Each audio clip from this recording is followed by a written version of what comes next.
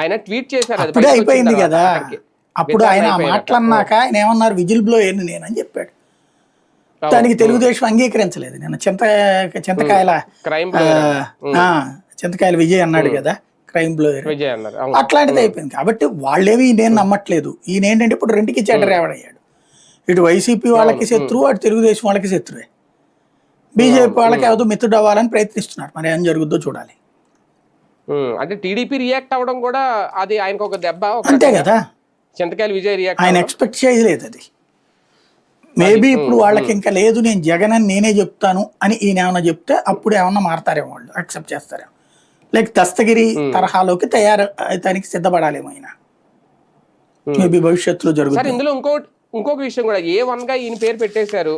ఇక big boss ఎవరంటే ఇంక ఈయనే అనుకోవాలా, ఇంకా జగన్ ని ఇరికించడం అనేది ఎలా అవుతుంది? చంద్రబాబు గారి మీద కూడా స్కిల్ డెవలప్మెంట్ కేసు అప్పుడు వీళ్ళయ్యే పెట్టారు ముందు 1, 2 ఇవన్నీ.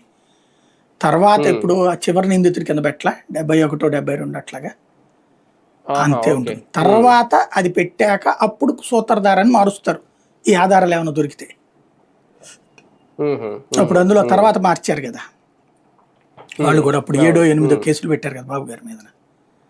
ఏం లేదు, సేమ్ టు సేమ్ రిపీట్ ఉంటుంది అంతే తేడా. అప్పుడు వైసీపీ వాళ్ళు పెట్టిన కేసు